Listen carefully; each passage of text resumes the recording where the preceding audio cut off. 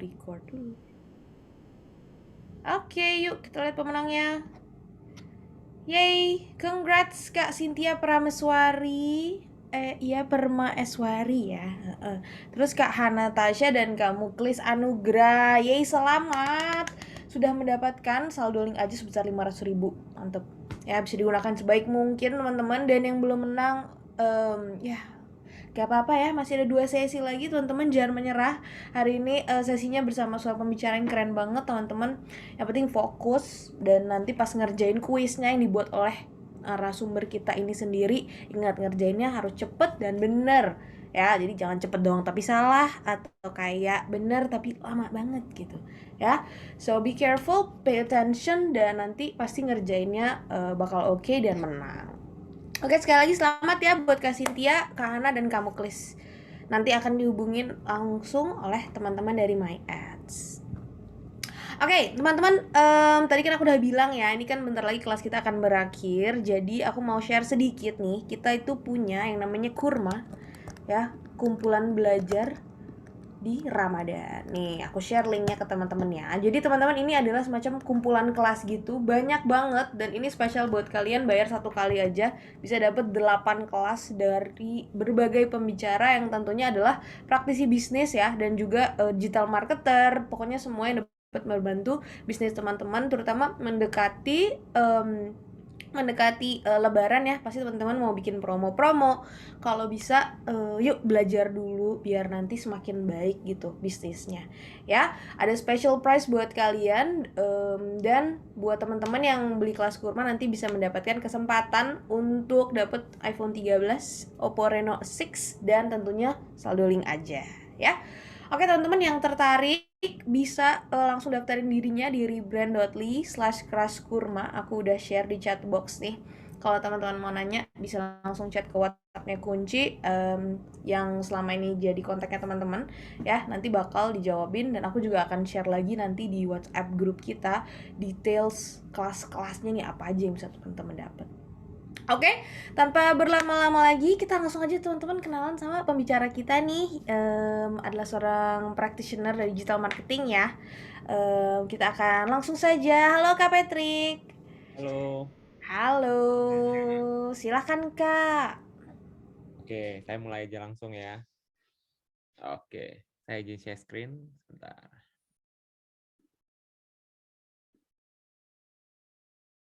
Udah kelihatan? Udah muncul ya? Sudah Kak, aman. Oke, sip. Halo semuanya, jadi hari ini pemaparan materi saya akan ngebahas lebih ke bagaimana sih ketika kita memiliki tim digital marketing ini, caranya dari awal setting up-nya seperti apa, orang-orang seperti apa yang kita butuhkan, sampai cara mengelola tim tersebut. Nah, sebelumnya saya perkenalkan diri dulu.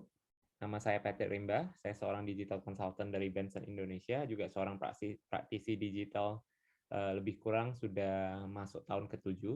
Nah, berikut adalah beberapa sosial media saya. Saya sering sharing hal-hal yang berbau tentang motivasi, bisnis, entrepreneurship, dan lain hal. Nah, monggo silahkan kalau mau di-follow. Oke. Nah, tanpa berlama-lama, saya langsung masuk aja ke materi. Nah, jadi kita ketahui di era sekarang ini semua semua hal itu serba digital ya, baik secara marketing, baik secara program and everything.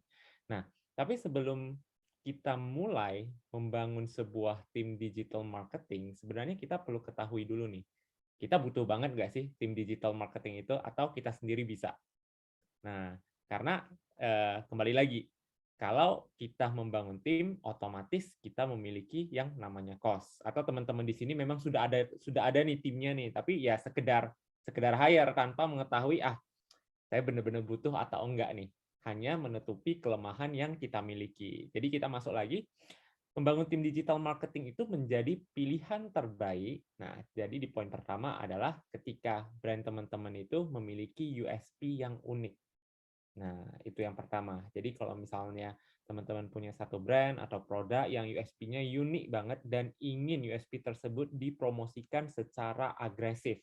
Nah, teman-teman butuh tim digital. Karena kembali lagi, kita as a business owner, sebenarnya kita akan lebih fokus ke business development dan untuk masing-masing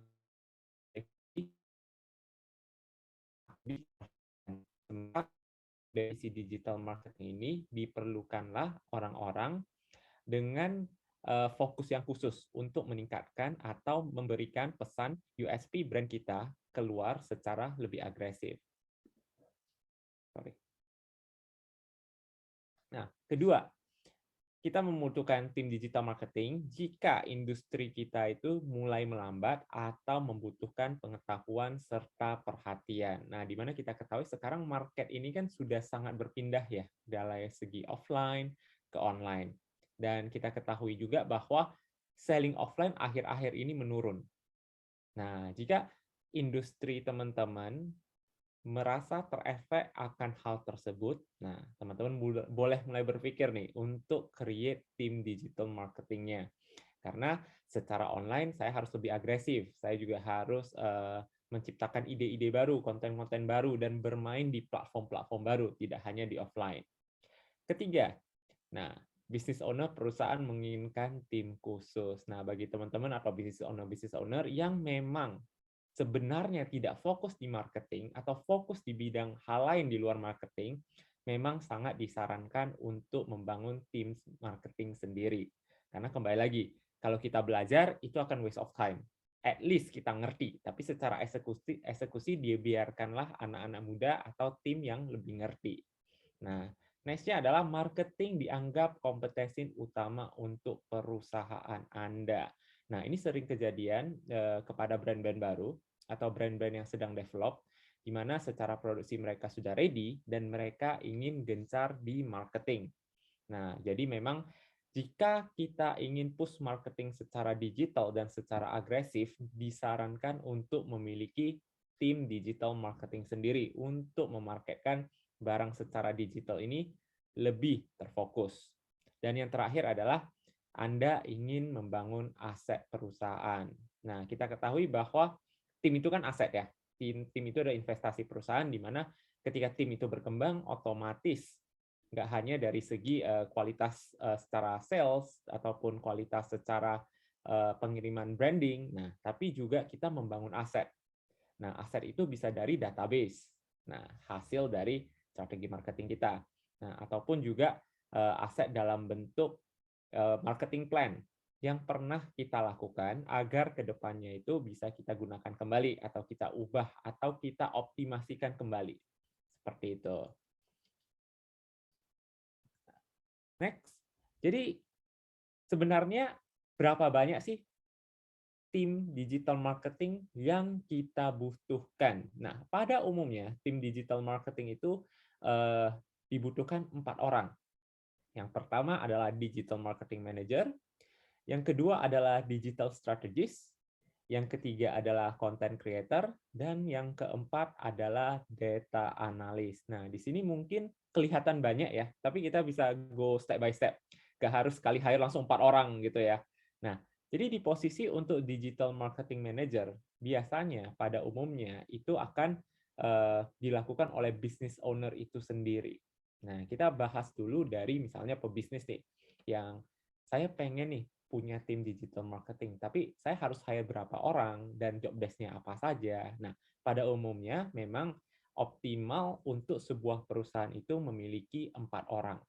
Nah, tetapi ketika brand atau business owner baru memulai sebuah bisnis, biasanya digital marketing manager-nya itu akan business owner itu sendiri yang jalankan. Dan kita harus mulai meng-hire key point pertama itu adalah content creator. Nah, content creator kenapa? Nah, kenapa? Karena di dalam dunia digital ini cara kita memberikan pesan atau cara kita menyampaikan ide dari konten kita hanya melalui konten. Jadi content creator ini bisa dibilang sebagai jantung kita lah. Oke, jantung kita, core kita untuk kita itu memberikan informasi terhadap target market kita. Nah, tetapi kembali lagi, nah, as a business owner, kita juga harus mengerti skill kita itu di mana. Ada business owner yang memang dia itu suka desain, suka ngebuat konten. Nah, jadi yang perlu pertama kali kita hire otomatis adalah dari segi digital strategist. Nah, bagaimana konten yang diciptakan oleh teman-teman atau business owner tersebut bisa dideliver dengan tepat. Nah, seperti itu. Jadi kembali lagi, sebelum kita memulai membangun tim, nah, untuk untuk starting awal, disarankan para pebisnis ini atau business owner ini kenali dulu diri mereka. Mereka kuat di bagian apa. Nah, kalau kuat di bagian management, ya udah, hire satu content creator dulu untuk starting up, untuk saving budget. Nah, kalau misalnya si business owner ini ternyata kuatnya di konten, oke. Nah, hire-lah orang strategis dulu. Nah, agar konten-konten yang diciptakan ini bisa di-deliver dengan baik terhadap target market kita. Nah, tetapi nih, bagi teman-teman yang sudah punya budget, oke, saya sudah punya budget, saya siap untuk ready membangun tim. Nah, berikut adalah 4 posisi yang perlu di-hire, yaitu digital marketing manager, digital strategist, content creator, dan data analyst. Nah, next kita akan bahas masing-masing dari karakter orang tersebut. Nah, digital strategist. Nah, jadi digital strategy ini biasanya adalah orang-orang yang menstrategikan campaign-campaign yang akan dijalankan oleh brand atau yang akan dijalankan setiap bulannya agar kita itu memiliki sebuah pola marketing. Nah, atau brand kita itu memiliki pola marketing. Yang paling sering yang kita lihat sekarang ini mungkin ya campaign giveaway. Nah, seperti program ini ya, program yang Kunci lakukan hari ini atau ke program kampus cerna ini juga salah satu campaign-campaign yang sangat bagus untuk meningkatkan atau voice out brand-nya. Nah, begitu. Jadi seorang digital strategist ini berusaha untuk mengoptimasikan campaign apa yang akan dijalankan oleh brand dan juga platform-platform apa sih yang sebenarnya cocok bisa kita gunakan untuk mendeliver. Nah, jadi lebih ke menstrategikan secara digital konsep dari sebuah brand agar tersampaikan dengan baik terhadap calon target marketnya. Itu digital strategist. Next adalah content creator. Nah, mungkin teman-teman pasti sudah tahu nih, di sini pasti sudah banyak content creator, atau bahkan sering lihat ya, TikTok itu pasti ada kreator-kreator, Instagram ada kreatornya, YouTube ada kreatornya, bahkan di Spotify pun ada kreatornya. Jadi content creator ini akan berfokus dalam pembuatan konten, baik itu video, baik itu foto, nah proses syutingnya seperti apa, nah apa yang dibutuhkan, talentnya bagaimana. Jadi memang terfokus untuk meng-create konten dari brand kita. Nah, jadi di mana kita ketahui juga, kembali lagi yang tadi saya katakan, bahwa content creator ini adalah hanya salah satu cara kita berkomunikasi terhadap target market kita. Ya, di mana hanya melalui konten lah kita itu dapat berbicara terhadap target market. Dan secara digital itu menjadi peranan penting dalam memberikan pesan terhadap target market kita. Nah, content creator ini bisa banyak sebenarnya, bisa videographer, bisa graphic design, ya, bisa juga kita katakanlah visual design. Nah, itu turunannya sangat banyak. Nah, tetapi yang di awal content creator yang kita butuhkan sebisa mungkin at least memiliki skill design dan memiliki skill video editing. Seperti itu. Next-nya ada data analis. Nah, data analis ini peranannya cukup penting, atau kita bisa katakanlah adalah kedua terbaik setelah content creator. Kenapa? Nah, seperti ini. Banyak orang melakukan proses digital marketing ini hanya one way. One way maksudnya seperti apa? Oke, saya buat konten, kalau misalnya menarik, ya udah, saya dapat sales. Nah, atau saya jalankan iklan nih, ya bagus, ya udah, saya dapat sales. Nah, tetapi yang tidak dilakukan adalah mengolah data. Nah, mengolah data itu seperti apa? Contoh, we do remarketing. Di mana misalnya kita iklan satu gambar, nah, gambar tersebut ternyata kurang efektif. Tapi tidak diolah, tidak dicari tahu secara mendetail kenapa ini nggak efektif gitu. Atau kita remarketingkan lagi target market yang sudah melihat gambar tersebut atau iklan tersebut. Nah, sebagai data analis, dia itu berperan sebagai mengumpulkan data dari setiap activity digital yang kita lakukan. Misalnya, kita itu posting di Instagram, insight-nya seperti apa, konten-konten apa yang menarik. Nah, sehingga kita punya ada gambaran, oh ternyata konten ini yang menarik. Jadi ketika kita melakukan proses sebuah iklan, kita butuh konten seperti ini, kita jalankan iklan. Nah, ketika kita jalankan iklan, nah kita ambil lagi datanya, berapa traffic-nya, berapa banyak yang sering melihat, berapa banyak orang yang melihat, berapa banyak orang yang ngeklik. Nah, dari orang yang ngeklik tersebut kita lihat lagi, kita olah kembali berapa yang conversion. Nah, berapa persen? Nah, let's say 10%. Bagaimana kita ningkatin dari 10 ke 20, ke 20 ke 30. Nah, kita butuh data dari iklan tersebut atau konten tersebut dan kita olah kembali. Jadi bisa dibilang data analis ini sering diremehkan oleh para pebisnis. Kenapa? Karena kebanyakan mindset yang kita lihat adalah ya udah kita jalankan iklan, biarkan gitu. Kalau ngefek ya udah ke sales. Nah, sebenarnya data analis ini juga bisa meningkatkan sales dalam jangka panjang. Karena data-data yang kita butuhkan itu sebenarnya adalah aset kita. Nah, kembali lagi, digital itu is all about bagaimana cara kita mengolah data, bukan one time go. Nah, one time go maksudnya kita ngiklan ya udah biarin. Efektif enggak seperti itu. Jadi bagaimana cara kita mengolah data yang efektif, bagaimana cara kita mengolah data yang tidak efektif. That's why data analis ini menjadi poin kedua utama setelah content creator. Seperti itu. Nah, jadi kita ketahui kita membutuhkan setidaknya ketika kita mau memulai sebuah tim at least satu.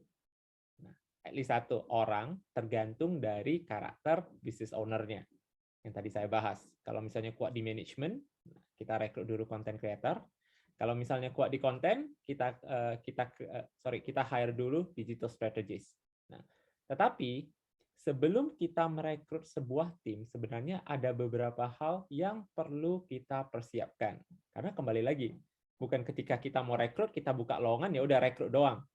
Nah, jadi beberapa hal yang perlu kita perhatikan sebelum merekrut tim. Yang pertama adalah tentukan anggaran terlebih dahulu untuk kebutuhan tim tersebut atau SDM tersebut.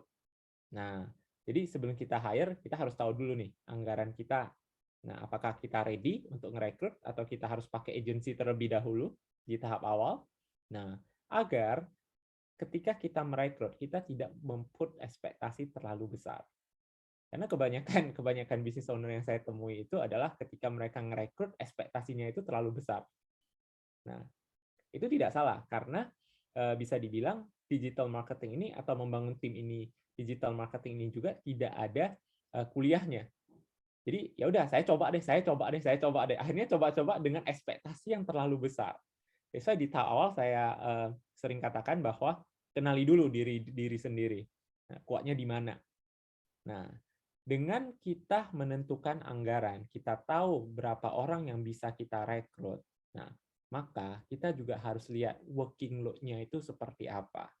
Berapa media platform yang akan kita gunakan, seberapa banyak. Nah, terkadang juga yang saya temui adalah, lah, itu kan konten kreator tuh. Ya lu aja buat konten di semua platform. Tanpa mengetahui sebenarnya creating konten itu seberapa lama. Nah, jadi juga kita harus lihat media platform apa sih yang akan kita gunakan sebagai brand? Apakah hanya di Instagram dan Facebook? Apakah di TikTok? Apakah di YouTube? Nah, karena kalau kita bicara platform, itu akan sangat banyak. Nah, bahkan bisa di atas 5 sampai 10. Dan kita berharap tim kita itu bisa mengoptimasikan semuanya. Nah, itu lumayan hal yang cukup mustahil ya kalau menurut saya ya. Jadi terkadang platform yang kita butuhkan itu sebisa mungkin minimum 2 sampai 3 untuk tahap awal. Untuk tim yang hanya berjumlah 2 sampai 3 orang agar juga mereka bisa fokus. Nah, karena Instagram sendiri, Facebook sendiri complicated di dalamnya itu dan algoritmanya itu lumayan. Nah, lumayan untuk kita itu bisa belajar agar konten-konten kita itu bisa up secara optimal. Nah, jadi dipilih dulu. Ketika kita sudah menentukan anggaran, kita pilih platform, oke, kita fokusnya ke hanya Instagram dan Facebook, maka kita harus buat struktur organisasi atau job description untuk masing-masing tim kita. Nah, agar kita tahu kerjaan mereka itu benar-benar bisa terdeliver atau tidak. Nah, yang sering saya temui juga adalah para pebisnis itu sudah punya tim, tapi nggak tahu timnya kerjain apa. Nah, nggak tahu tim mereka itu kerjanya apa. Yang penting ya udah saya punya tim A, tim B, tim C. Nah, tapi cara mereka memberikan job desk-nya itu hanya berdasarkan ketika bos itu membutuhkan sesuatu, ya lu bantu gua gitu. Nah, jadi kita juga harus kenali dulu digital strategis itu job desk-nya seperti apa, content creator itu minimum sehari harus buat berapa konten tergantung kapasitas dia, dan juga data analis tersebut seberapa sering kita melakukan iklan, dan apakah kita punya database yang bisa kita olah untuk kita remarketingkan kembali. Nah, job deskripsi tersebutlah dan struktur organisasi tersebutlah yang harus kita ciptakan terlebih dahulu sebelum kita merekrut sebuah tim. Oke? Nah, kita masuk ke sedikit pembahasan tentang digital marketing. Nah, kenapa teman-teman perlu mengerti digital marketing sebelum merekrut sebuah tim? Ya, kembali lagi, kita jangan mau dibodoh-bodohi sama tim kita. Karena kebanyakan adalah, ya udah, karena saya nggak tahu, tim saya lebih tahu, ya udah kalian jalankan. Nah, akhirnya ya kita sebagai business owner hanya mengikuti, bukan ngelit. Nah, itu yang salah. Jadi, as a business owner, as a brand, kita juga perlu ngerti nih, digital marketing itu apa sih? Sehingga kita tahu apa yang dikerjakan oleh tim kita itu benar atau tidak. Nah, jadi sebenarnya kita itu hidup di dunia yang multi-channel, multi-screen, multi-everything ya. Dimana kita lihat sampai sekarang itu mungkin sangat banyak cara kita itu untuk mengoptimasikan digital marketing. Salah satunya adalah melalui sosial media, mobile apps, marketplace, map, e-wallet, website, dan lain hal. Nah, mungkin 2 tahun ke depan lagi akan muncul satu poin lagi di sini, yaitu metaverse. Jadi dunia digital ini sangat berkembang ya. Sangat berkembang dan sangat banyak channel. Sangat banyak channel yang bisa kita gunakan untuk kita optimasikan. Nah, jadi disarankan untuk starting dari yang paling sering digunakan, yaitu adalah sosial media. Nah, baru merambat ke website, marketplace, dan lain halnya. Seperti itu. Artinya apa?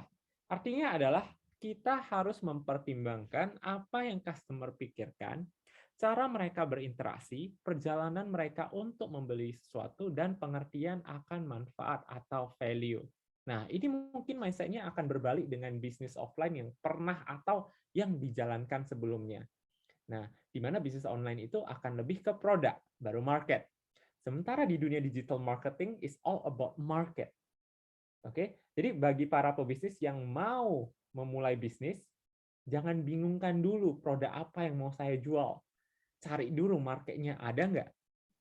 Nah, kembali lagi, jika teman-teman atau Bapak Ibu yang ada di sini sudah punya produk, nah bagaimana produk Bapak Ibu bisa dilirik oleh target market Bapak Ibu? Nah, karena kembali lagi, cara kita berkomunikasi secara digital hanya melalui konten. Dan bahkan hanya 3 detik pertama di awal. Konten kita tidak menarik, mereka ngerasa tidak membutuhkan konten kita, mereka nggak bakal lihat. Seperti itu. Jadi bagaimana sih konten kita itu bisa dilirik oleh target market kita? Otomatis kita harus mengerti banget apa yang target market kita butuhkan dan apa yang mereka inginkan. Sehingga ketika ngelihat, wah ini gua banget nih. Wah, saya cocok nih. Nah, dan mereka ingin membeli akhirnya ataupun follow Bapak Ibu di sini. Oke? Nah, jadi cara memulai digital marketing itu sebenarnya sangat mudah, hanya dengan 4 step berikut, yaitu pertama, tentukanlah objektif Bapak Ibu, kedua, tentukanlah target marketnya, ketiga, pilih platform atau channel yang tepat, dan yang terakhir, mulailah bereksperimen. Nah, di sini saya akan tekankan as a digital marketer practitioner bahwa di dalam dunia digital ini tidak ada kata baku. Maksudnya apa? Cara begini lu dipakai deh. Misalnya caranya step A, step B, step C. Omset Anda bakal naik. Tidak ada cara seperti itu. Kenapa? Karena kembali lagi kita perhatikan Instagram 2 tahun lalu, bahkan tahun lalu sampai sama sekarang konsepnya saja sudah berbeda. Oke, dulu kita bisa post Instagram feeds ya kita iklankan, mungkin efektif. Sekarang tidak. Sekarang sudah berarah. Misalnya, kita lakukan lebih ke Reels, lebih ke video ads. Nah, orang sudah lebih dynamic, ingin melihat sesuatu yang bergerak. Nah, jadi konsep-konsep yang kita lakukan mungkin tahun lalu atau 2 tahun lalu yang mungkin berhasil ketika dijalankan sekarang akan sangat berbeda. Nah, jadi digital ini berubah terus. Jadi kita perlu yang namanya selalu bereksperimen. Ya, kita perlu yang namanya selalu bereksperimen. Tidak ada kata baku di dalam marketing digital. Nah, semua strategi, semua yang kita lakukan campaign ads-nya atau campaign-campaign marketingnya harus kita develop dan kita ubah setiap bulannya. Jadi tidak ada kata baku. That's why kita harus selalu bereksperimen di dalam dunia digital. Seperti itu. Bahkan yang kita lihat, hampir 50% market Instagram itu sudah berpindah ke TikTok. Ya, hampir 50% sudah berpindah ke TikTok. Dimana kalau misalnya kita stick on Instagram, kita tidak punya TikTok, ya udah. Orang nggak bakal notice kita lagi. Seperti itu. That's why it's about bagaimana cara kita mengemas brand kita secara online, bagaimana cara kita mengkomunikasikannya, platform-platform apa yang digunakannya. Nah, itu yang perlu kita perhatikan. Dan kembali lagi, semua tergantung target market kita. Berada di mana sih? Apa sih yang mereka gunakan? Seperti itu. Nah, jadi ada 4 objektif pada umumnya. Yang pertama itu otomatis adalah awareness, yang kedua adalah engagement, yang ketiga lead generation, yang keempat adalah conversion. Mungkin Bapak Ibu di sini sudah familiar ya, apa itu awareness. Awareness itu adalah ketika kita memberitahukan produk kita secara luas kepada target market kita. Engagement, bagaimana produk kita itu bisa mendapat interaksi dari target market kita. Lead generation, di mana produk kita itu ingin diketahui secara detail sehingga mereka memberikan informasi untuk dihubungi oleh tim kita. Dan yang terakhir adalah conversion. Conversion sudah pasti adalah produk kita itu terjual secara digital. Oke? Nah, kita masuk ke bagian target market. Nah, ini adalah poin yang sangat krusial. Saya ingin Bapak Ibu di sini fokus ke bagian target market ini. Kenapa? Karena di dalam dunia digital marketing, target market is the key. Oke? Target market adalah kuncinya. Nah, karena dengan kita mengetahui niche target market dan target market apa, siapa yang kita ingin sasar, itu akan lebih mudah ketika kita menciptakan konten, kita menciptakan campaign, kita menciptakan yang namanya promotion tools, itu akan lebih gampang. Jadi bagaimana sih cara kita menciptakan target persona atau target market kita? Nah, otomatis adalah kita butuh yang namanya research pada customer kita. Nah, kita research dulu. Siapa sih yang ingin kita targetkan dari segi usia, umur, oke, pekerjaannya mungkin, oke. Nah, terus behavior-nya seperti apa? Jadi kita research dulu target market kita itu seperti apa. Next, buatlah sebuah user persona. Ini akan sangat unik. Nah, kenapa kita buat user persona? User persona itu adalah sebuah ID atau identitas diri seperti KTP kita. Nah, tujuannya apa? Agar kita tahu siapa persis orang yang ingin kita komunikasikan brand kita. Oke? Nah, next-nya adalah kita buat hipotesis. Hipotesis maksudnya keseharian dia ngapain sih? Apakah dia pergi kerja jam 8? Apakah dia misalnya bangun tidur jam 5? Nah, kenapa kita membutuhkan hal-hal tersebut? Karena nanti timing waktu untuk memunculkan konten kita juga akan mempengaruhi dari hipotesis yang akan kita buat. Dan yang terakhir adalah ketertarikannya. Apa sih yang mereka sukai? Hobinya apa sih? Behavior mereka itu bagaimana sih? Nah, jadi akan lebih ke sana. Gambaran mudahnya adalah target market kita itu adalah ketika kita mencari pasangan. Nah, jadi ketika kita mencari pasangan, kita secara subconscious itu pasti ingin mengenal, mengerti orang tersebut benar. Ya, benar ya. Kita ingin mengenal, kita ingin mengerti sehingga apapun yang kita lakukan, oke, apapun yang nanti akan diomongkan oleh kita, dengan harapan mereka itu bisa menyukai hal tersebut. Jadi sama, ketika kita melakukan atau kita membuat user persona atau target market persona, kita berharap target market kita itu menyukai atau setidaknya melirik apa yang nanti kita akan berikan atau sampaikan. Nah, jadi ini mungkin boleh di screenshot bagi teman-teman. Kita perlu meng-create satu user persona. Jadi kita buat ya namanya siapa. Nah, misalnya namanya Roni, nah gendernya cowok, jabatannya seperti apa, demografiknya itu bagaimana, ketertarikannya itu seperti apa, kenapa mereka membutuhkan produk kita, dan seberapa sering mereka menggunakan produk kita. Oke, nah contohnya seperti ini. Jadi kita punya salah satu user persona, dia itu Rahul, seorang biker lovers, dari segi usia demografi sudah ada, needs dan goals-nya sudah ada, frustration-nya sudah ada, dan hobinya sudah ada. Nah, apa sih yang bisa kita gunakan dengan data-data berikut ini? Nah, jika kita adalah pebisnis motor, nah kita tahu bahwa dia itu sering lupa untuk service. Nah, kita bisa create sebuah konten, waktu-waktu yang tepat untuk Anda pergi service motor. Nah, kembali lagi, ketika Rahul melihat konten seperti itu dan dia merasa, wah, kayaknya saya ini orang yang sering lupa nih waktu untuk servis motor. Ya udah deh, kontennya bagus, saya save. Nah, atau data ini juga bisa kita gunakan untuk offline marketing. Seperti apa? Misalnya, Rahul datang ke dalam workshop kita, dia sering lupa untuk servis motor. Nah, kita bisa minta nomor WA-nya dan kita akan bilang, Pak, kami itu punya eh, customer relation, kami bisa remind Bapak ketika Bapak itu perlu untuk servis motor. Nah, di sana dia merasa terbantu. Nah, jadi data yang nanti kita akan ciptakan dari user persona ini bisa kita gunakan untuk seluruh aktivitas marketing kita. Tidak hanya di online maupun di offline. Nah, dan dari data ini juga bisa kita ciptakan campaign-campaign per bulannya. Program-program seperti apa yang bisa kita gunakan dari data-data yang kita punya dari seorang user persona tersebut.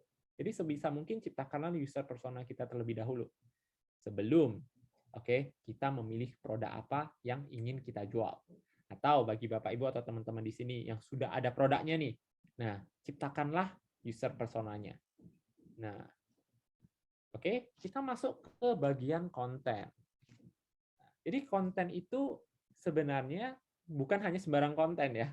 Nah, jadi bukan hanya kita post foto, bukan hanya kita post produk doang. Jadi sebenarnya konten itu kita membutuhkan yang dinamakan konten pilar. Jadi konten pilar itu adalah sejumlah set topik atau tema yang berperan sebagai fondasi untuk overall konten strategi yang akan kita jalankan. Nah, jadi konten pilar itu terbagi banyak. Ada beberapa, yaitu konten brand awareness atau konten produk, konten engagement, konten lifestyle, konten educational. Jadi sebenarnya ketika kita menciptakan sebuah konsep konten di dalam platform apapun, kita perlu yang dinamakan konten pilar. Terutama yang sering banget digunakan adalah di dalam sosial media. Nah, teman-teman di sini pasti bosen dong kalau misalnya follow satu online shop nih, tapi isinya produk semua gitu. Dan 1 jam sekali upload produk. Pasti gua unfollow deh di online shop. Nah, jadi sebenarnya ini juga akan membuat target market kita itu tidak bosan. Hanya itu mulu yang diperlihatkan. Nah, jadi kita membutuhkan yang dinamakan konten pilar. Konten pilar itu bisa berupa produk, bisa berupa konten engagement, konten lifestyle, konten educational, bahkan sekarang ada konten meme, ya, ada konten meme, ada konten komik dan lain hal. Jadi tidak hanya konten yang itu saja, seperti itu. Nah, jadi konten pilar yang kita ciptakan itu akan sangat mempengaruhi dari fondasi overall sosial media ataupun platform yang akan kita bangun. Nah, di sini ada sedikit tips bagi teman-teman yang, aduh saya bingung nih, konten pilar itu apa? Mau pelajari lagi kayaknya ribet deh. Nah, di sini saya berikan tips, konten-konten yang seperti apa saja sih yang sebenarnya diminati oleh target market teman-teman. Nah, otomatis konten yang kita ciptakan itu harus memiliki value atau mungkin bahasa gaulnya relatable. Nah, bagi teman-teman di sini mungkin sering ya kalau misalnya apalagi anak muda ya, kalau lihat quotes galau ya kan, wih gua banget hati gua banget nih hari ini, like, save, repost. Benar ya? Nah, jadi apa sih konten yang dianggap memiliki value atau penting bagi target market? Nah, konten yang nanti kita ciptakan harus bisa menjawab salah satu dari pertanyaan di depan ini, yaitu apakah konten yang kita ciptakan itu bisa menghemat waktu mereka, bisa menghibur mereka, bisa menghemat biaya mereka, bisa membuat hidup mereka lebih baik, bisa membuat mereka lebih efisien, bisa membuat mereka merasa wow, atau bisa membuat mereka terlihat keren. Nah, jadi kalau misalnya teman-teman itu nggak mau bingung tentang konten pilar, tentang konten apapun, nah, konten yang diciptakan itu harus setidaknya bisa menjawab satu dari pertanyaan di depan ini. Nah, maka setidaknya konten yang nanti diciptakan itu memiliki sebuah value atau yang dianggap relatable oleh target market teman-teman. Nah, kembali lagi, konten mungkin kita tidak perlu berpikir terlalu banyak, tapi target market itu yang penting. Nah, target market, kembali lagi. Apakah mereka bisa relatable dengan konten yang kita berikan? Atau mereka bisa merasa konten yang nanti diberikan itu wow? Nah, jadi perlu banget untuk kenali target market kita secara mendetail. Oke. Kita masuk ke tipe-tipe konten. Ya, mungkin di sini saya akan brief through secara cepat saja, karena mungkin teman-teman di sini juga tahu tipe-tipe konten itu apa aja. Jadi kita punya single image, carousel, dan berikut adalah rekomendasi platform yang efektif untuk menggunakannya. Terus kita punya juga single video, long video, live video. Nah, kita juga punya repost dan cross sharing. Nah, oke. Jadi ketika kita sebentar. Oke. Jadi, ketika kita menciptakan sebuah konten, disarankan bukan hari itu kita mau post, hari itu kita pikirkan konten apa. Nah, bagi teman-teman atau business owner yang memiliki konten kreator, disarankan untuk menciptakan yang dinamakan konten kalender. Nah, jadi konten kalender ini juga bisa berperan sebagai guideline agar konten kita itu secara monthly, weekly, atau yearly bisa terstruktur. Tapi biasanya saya sarankan untuk weekly, untuk konten. Kenapa? Karena ide itu bakal ada muncul, dan tren baru akan muncul di pertengahan bulan, sehingga kita perlu riding the wave. Jadi disarankan untuk para pebisnis owner yang memiliki tim konten kreator, disarankan untuk menciptakan konten kalender. Atau misalnya business owner sendiri adalah konten kreatornya, disarankan juga untuk ciptakan konten kalender. Nah, konten kalender itu bisa beragam hal. Di sini saya share yang simpel saja. Jadi kita punya publish date, kita punya updates, apa yang ingin diubah, terus titelnya, terus headline-nya, caption-nya, link referensinya seperti apa, nah, dan juga remarks-nya seperti itu. Jadi disarankan misalnya apa yang mau kita posting di platform apa saja, kita jadwalkan terlebih dahulu. Mau headline-nya seperti apa, mau caption-nya bagaimana, isi konten referensinya seperti apa, jadi jelas.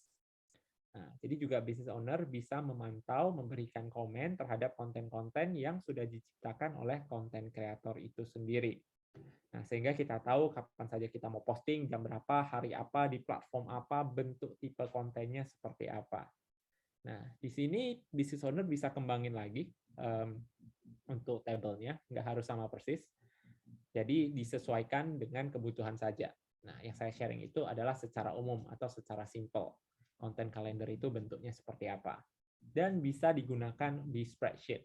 Ya, jadi sharing spreadsheet saja terhadap tim teman-teman ya di sini, ke konten kreatornya seperti apa, diupdate setiap harinya, dan bisa dipantau juga setiap harinya. Oke? Nah, kita masuk ke bagian matrix dan KPI.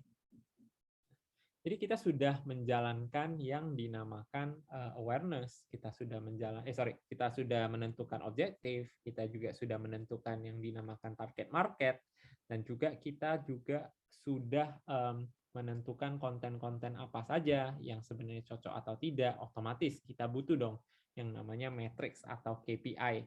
Nah, matrix atau KPI ini yang akan kita gunakan datanya untuk kita kelola kembali. Nah, jika tujuan kita adalah awareness, beberapa hal yang perlu kita perhatikan adalah reach, view, likes, untuk setiap konten yang kita ciptakan. Untuk brand recall, nah, yang perlu kita perhatikan adalah seberapa banyak yang komen, seberapa banyak yang share, ataupun save konten yang akan kita ciptakan. Nah, untuk consideration bisa by DM atau leads ke WA atau lead form yang nanti kita akan ciptakan untuk mereka itu di follow up kembali. Dan yang terakhir ada yang dinamakan conversion. Nah, jadi conversion itu otomatis adalah berapa banyak produk yang sudah kejual, seperti itu. Nah, jadi kita masuk kembali lagi.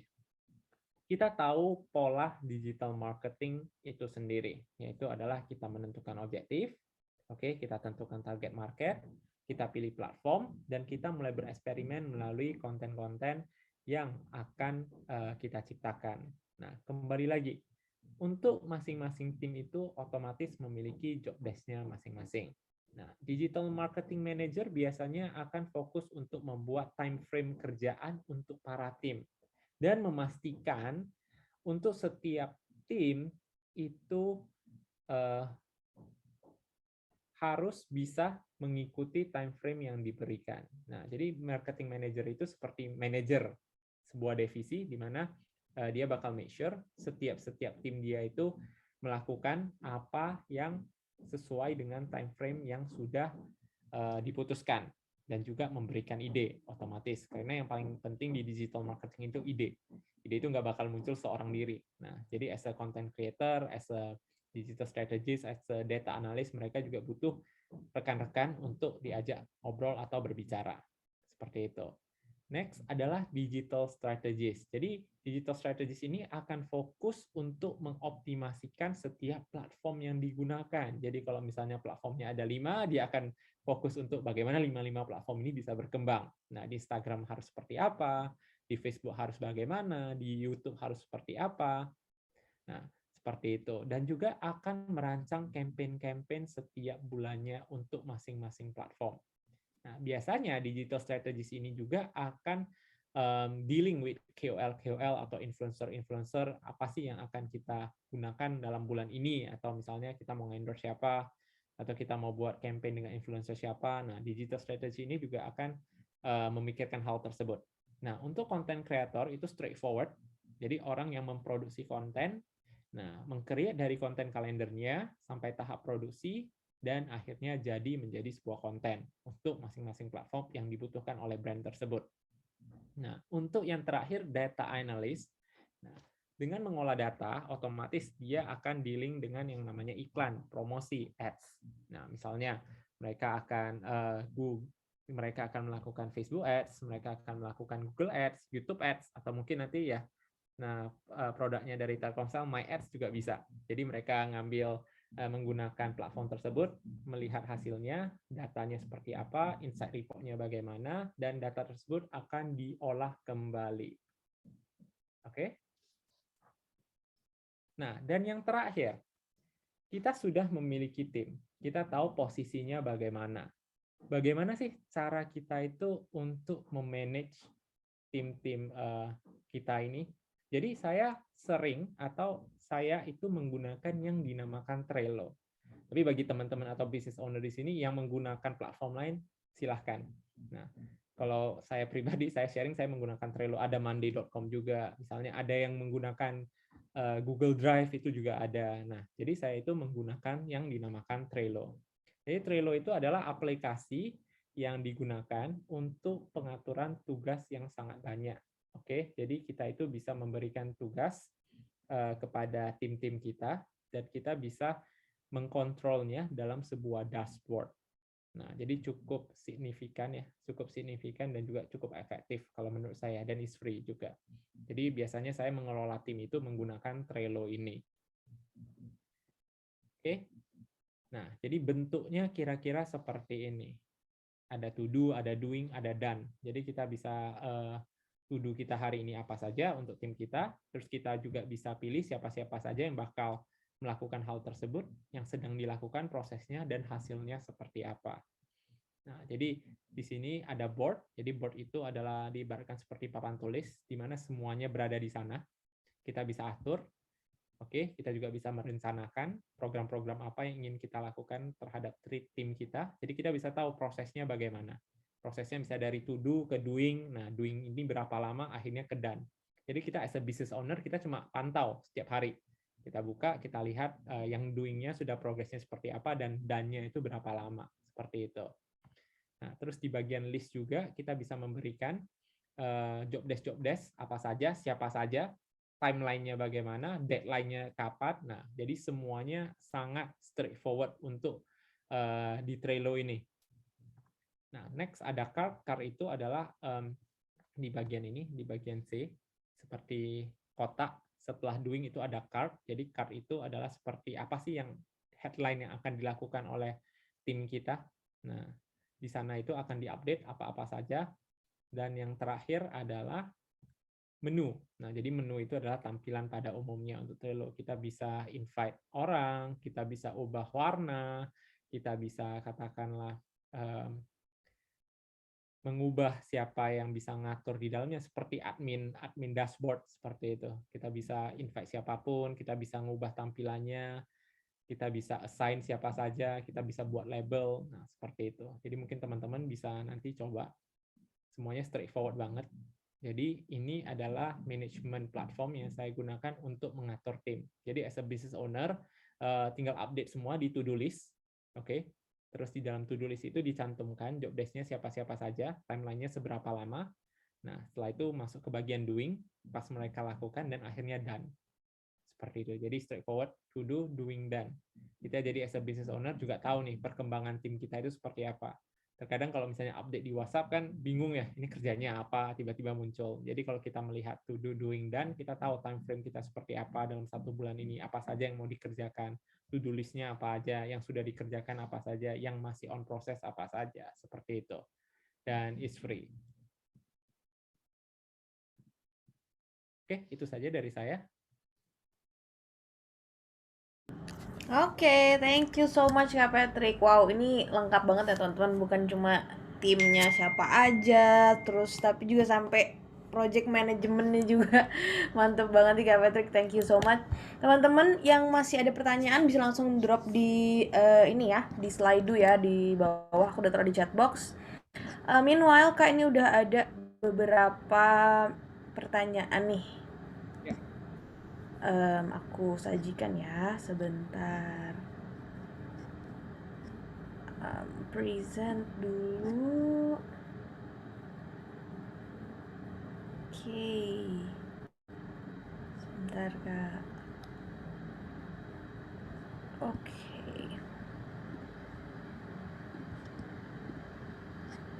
Oke. Sip. Kak, ada beberapa pertanyaan. Pertama nih yang paling banyak di vote. Skill apa saja sih yang diperlukan jika ingin menjadi seorang digital marketer? Silahkan Kak. Oke, jadi bagi teman-teman yang ingin memulai digital marketer, nah kembali lagi yang tadi saya sharing itu sebenarnya skill dasarnya, yaitu adalah kita tahu tentukan objektif, oke, kita perlu tentukan yang dinamakan target market, itu yang penting, kita kenali platform apa yang kita mau gunakan, dan yang terakhir adalah mulailah bereksperimen. As a digital marketer itu adalah 4 hal dasar yang perlu kita ketahui. Kenapa? Karena ujung dari skill-skill tersebut yang akan dikembangkan sebenarnya bukan skill digital marketing lagi, tetapi cara mengoptimasi platform. Contoh, skill berjualan di Instagram, itu bukan skill digital marketer, itu mengoptimasi platform Instagram. Skill berjualan di Facebook, itu mengoptimasi Facebook. Skill berjualan, misalnya kita katakan di Google, itu optimasi Google. Jadi as a digital marketing itu, 4 hal yang perlu kita ketahui adalah kita harus tahu objektif kita apa dulu di dalam dunia digital.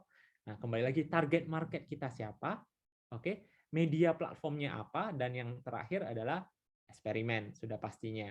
Nah, jadi setelah kita udah tahu objektif, kita sudah ketahui target market kita, otomatis kita pilih dong.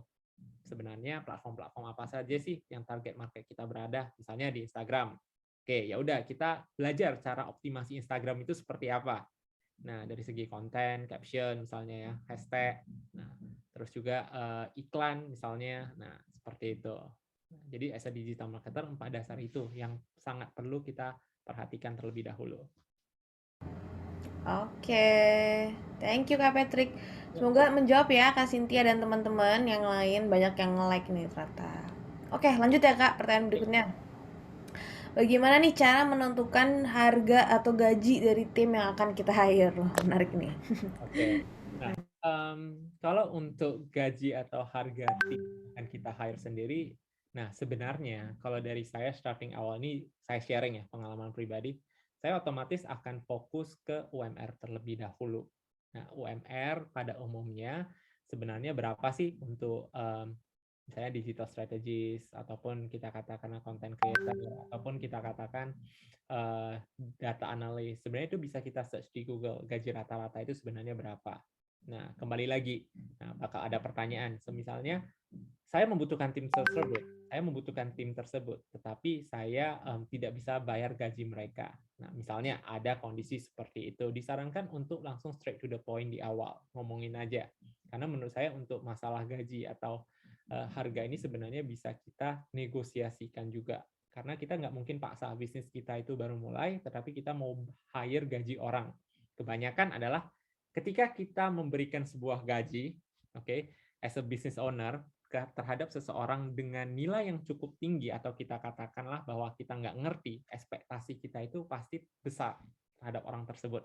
Jadi itu dihilangkan terlebih dahulu. Karena ketika kita membangun tim sendiri, sebenarnya mereka butuh untuk di-lead, di-guide. Nah, jadi sebisa mungkin tentukanlah harga atau gaji yang memang disepakati oleh dua orang. Nah, oke, misalnya dia maunya misalnya yang di atas, oke, tapi kitanya nggak sanggup nih, ya udah ketemu di tengah deh. Nah, tujuannya apa? Karena kembali lagi, kita di sini kan sama-sama untuk mengembangkan sebuah divisi baru, ya, divisi baru. Dan biasanya untuk gaji tim itu saya lebih fleksibel. Nah, karena tergantung nanti misalnya proyekan baru, kita kasih komisi dan lain hal. Jadi sebisa mungkin starting dari UMR. Nah, tetapi kalau misalnya kita agak berat di UMR, ya kita bisa negotiate. Sebenarnya itu lumayan fleksibel sih. Oke, thank you Kak. Semoga menjawab ya Anon dan teman-teman lain. Oke, lanjut Kak. Jin bertanya, jika kita di hire business owner, apakah kita bisa melakukan tim digital marketing semuanya sendiri tanpa ada timnya? Gimana Kak? Oke. Nah ini sepertinya curhatan. Oke, saya juga sering temui sih beberapa tim dari tim klien yang memang digital marketingnya itu dia sendiri. Nah, kembali lagi. Kalau memang kondisinya seperti ini, menurut saya sih bisa. Bisanya adalah begini. Diri Anda atau diri teman-teman sebenarnya seorang yang mana sih? Karena digital marketing itu menurut saya secara garis besar itu ada dua, konseptor atau eksekutor. Nah, itu teman-teman harus tahu dulu nih. Teman-teman itu di mana? Oke, teman-teman itu di mana? Maksudnya di eksekutorkah atau di konseptor? Oke, biasanya orang konseptor akan berfokus pada gambaran besar idenya, dan at least dia itu bisa tahu bagaimana cara mendeliverkan sesuatu. Tetapi dari segi eksekutor, dia agak lemah. Contoh, misalnya mengeksekusi sebuah iklan, mengeksekusi yang dinamakan sebuah konten, dia agak lemah. Oke, tetapi untuk tahap awal, tahap awal sebuah bisnis, nah biasanya tidak banyak hal yang akan digunakan atau dilakukan. Oke, biasanya untuk starting bisnis ataupun bisnis yang baru mulai banget, belum benar-benar besar di digital, mereka lebih membutuhkan eksekutor. Nah, jika kalau misalnya bisnis tersebut membutuhkan eksekutor dan Anda tipe orang eksekutor, bisa dijalankan sendiri. Nah, tetapi kalau misalnya scale bisnis sudah besar nih, mereka membutuhkan eksekutor dan konseptor. Dan ternyata Anda itu adalah eksekutor, nggak bisa ngekonsep. Nah, itu akan kewalahan. Dan mungkin bahkan aja berlembur ya, lembur gitu loh. Nah, jadi tergantung. Sekarang teman-teman ini masuk ke bisnis yang bagaimana secara digital. Nah, apakah memang baru mau mulai Instagram, Facebook, itu bisa. Tetapi kalau memang udah berjalan bertahun-tahun, platformnya sudah banyak, Anda sendiri, wow, it's not a good news. Jadi memang disarankan tahu dulu teman-teman itu skill-nya di mana. Kalau menurut saya, speak up aja kepada business owner-nya. Saya itu fokusnya lebih ke sini, Pak. Saya lebih bisanya di sini. Dan saya membutuhkan orang seperti apa. Karena kembali lagi, bukan salah business owner-nya juga. Karena mereka juga nggak tahu. Mereka itu membutuhkan orang-orang seperti apa. Jadi, teman-teman disarankan untuk kenali diri sendiri, tahu apa yang dibutuhkan, dan propose ke atasan. Pak, saya membutuhkan ini, gitu. Seperti itu.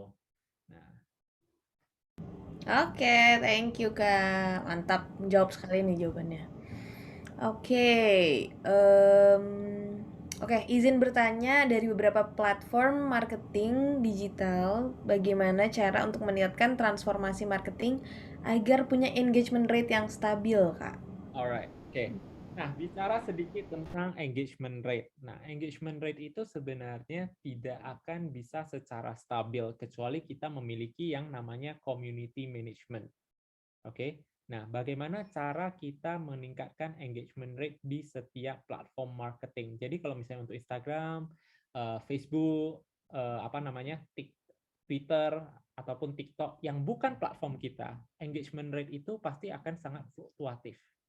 Itu wajar banget ya. Itu wajar banget. Kenapa? Karena kembali lagi yang tadi saya katakan, sudah 50% pengguna Instagram atau Facebook masuk ke TikTok. Kalau kita tidak eksis di sana, ya udah kita tenggelam. Nah, Pertanyaannya adalah bagaimana memiliki engagement rate yang stabil. Kita harus memiliki platform sendiri, yaitu community sendiri. Misalnya website, kita punya forum, oke, grup WA, oke, grup Telegram yang benar-benar kita itu bisa manage. Nah, karena tidak mungkin kita itu bisa membuat satu orang tersebut stay di satu platform, tidak mungkin. Kita sebagai user aja kita punya beberapa sosial media di dalam handphone kita, benar ya? Nah, jadi untuk meningkatkan engagement rate atau menstabilkan engagement rate untuk setiap platform itu memang agak susah, kecuali kita ngiklan, yaitu berarti udah money ya, money talks ya, seperti itu. Tapi kalau secara organik, sebisa mungkin adalah kita sebagai business owner atau kita sebagai pelaku brand memiliki community management. Kumpulkanlah mereka ke dalam satu grup, buatlah komunitas Telegram, atau mungkin di dalam website kita ada forum. Nah, kenapa? Karena itu adalah platform yang kita ciptakan sendiri dan bisa kita kontrol. At least, walaupun Telegram itu bukan, ataupun WhatsApp itu bukan, tapi itu adalah sebuah messenger platform, di mana orang-orang itu saling bertukar manfaat atau bercerita di dalamnya. Sehingga engagement itu akan terjalin di dalam platform tersebut. Tapi kalau kita berharap engagement rate kita akan tetap stabil di Instagram, menurut saya itu agak sedikit mustahil ya. Agak sedikit mustahil, karena kembali lagi, algoritmanya terus berubah. Nah, sekarang berbeda dengan yang dulu. Sekarang itu feeds itu akan muncul ke orang-orang yang benar-benar sering like foto kita, yang enggak mungkin udah tenggelam ya. Nah, seperti itu. Jadi memang algoritma berubah, kita juga nggak bisa ekspektasi itu akan tetap stabil. Tetapi kalau memang kita ingin menjaga engagement rate tersebut, disarankan untuk bermain di platform sendiri. Seperti itu. Oke, thank you Kak. Sama-sama. Oke, next question. Kak izin bertanya, dalam dunia marketing secara umum, berapa persenkah persentase budget yang harus dialokasikan untuk online dan offline strategy? Oke. Nah, jadi gini, bagi pebisnis sekarang ya, pebisnis sekarang otomatis kita punya yang namanya budget marketing, dan mungkin teman-teman juga harus melihat secara bisnis itu produk atau jasa yang ditawarkan itu bisa secara offline atau online lagi enggak. Nah, semisalnya contoh sekarang, saya punya klien di bisnis furniture. Nah, di bisnis furniture sekarang ini mereka tetap harus melakukan exhibition, tapi online tetap harus jalan. Biasanya itu adalah 60-40. 60 di offline, 40 di offline. Nah, kalau saya sendiri memiliki produk, nah produk suplemen. Nah, produk suplemen saya itu bergerak full online, tanpa offline. Jadi otomatis yang saya akan lakukan adalah 100% di online. Nah, juga ada produk, misalnya produk grosir ya, produk grosir atau produk Tanah Abang. Mereka sangat berpotensi untuk do online, tapi offline-nya itu di Indonesia masih kenceng. Jadi misalnya 80%, 20%. Nah, sebenarnya juga ini tergantung dengan produk apa sih yang kita jual, produk apa yang kita jual juga, dan market kita itu sudah seberapa banyak yang berpindah di online. Tetapi saran saya, semisalnya produk-produk kita itu masih produk-produk yang umum, lifestyle, dan bisa dikonsumsi online offline, disarankan untuk masih 40-60, 40 di offline, 60 di online untuk tahap awal. Nah, kecuali produknya spesifikkan lagi ya produk apa gitu. Nah, itu bisa saya gali lebih detail lagi. Oke. Alright, terima kasih Kak Patrick. Itu sepertinya pertanyaan terakhir kita. Waktunya juga sudah habis ya. Thank you banget Kak Patrick atas materinya dan juga tanya jawabnya ya. Mungkin Kak Patrick ada penutup dulu, ada yang mau di-summarize atau cukup? Mungkin bagi teman-teman pendaftaran aja untuk di dalam dunia digital marketing ini, mungkin di sini teman-teman juga ada pebisnis, ada yang pelaku ya. Nah, jika sebagai pelaku, saran saya jangan takut untuk speak up kepada business owner-nya, kembali lagi, karena mereka juga butuh saran. Oleh karena itu, teman-teman di-hire gitu. Nah, jadi jangan takut, kenali dulu diri sendiri. Memang kalau misalnya dibutuhkan untuk mengembangkan defisit tersebut, ya dipropose saja ke business owner. Seperti itu. Nah, untuk para business owner yang ada di sini juga, at least tahu konsep digital marketing itu sendiri, dan juga setidaknya terlibat dalam proses digital marketing itu, agar business owner atau teman-teman pelaku brand di sini juga mengerti sebenarnya cara kerja digital marketing itu seperti apa. Nah, itu aja sih dari saya. Oke, thank you so much Kak Patrick. Alright teman-teman, terima kasih sudah mengikuti kelas juga. Terima kasih atas pertanyaannya ya. Teman-teman bisa langsung nih, yuk kerjain kuisnya yang sudah dibuat oleh Kak Patrick ya. Langsung tuh, udah aku kasih linknya di chat box. Nanti aku taruh di WhatsApp grup juga. Dan juga jangan lupa absen karena ini udah 2 kelas terakhir kita ya teman-teman. Ingat untuk dapat sertifikat kalian harus sudah ikut 6 dari 8 kelas. Oke, so yang udah pernah bolos 2 kali, make sure teman-teman ikut terus dan selalu absen ya. Jadi kuis dan absen sudah aku taruh di chat box, bisa dilihat sendiri. Oke, itu aja teman-teman. Jangan lupa untuk kalau masih mau belajar lebih lanjut, kita masih punya kelas kurma ya, kumpulan belajar di Ramadan yang aku sudah share di WhatsApp grup kita. Dan kalau misalnya teman-teman mau belajar lagi, itu aku ada link download kunci. Dan jangan lupa kalau mau nyoba beriklan dengan MyAds, langsung aja tuh myads.telkomsel.com.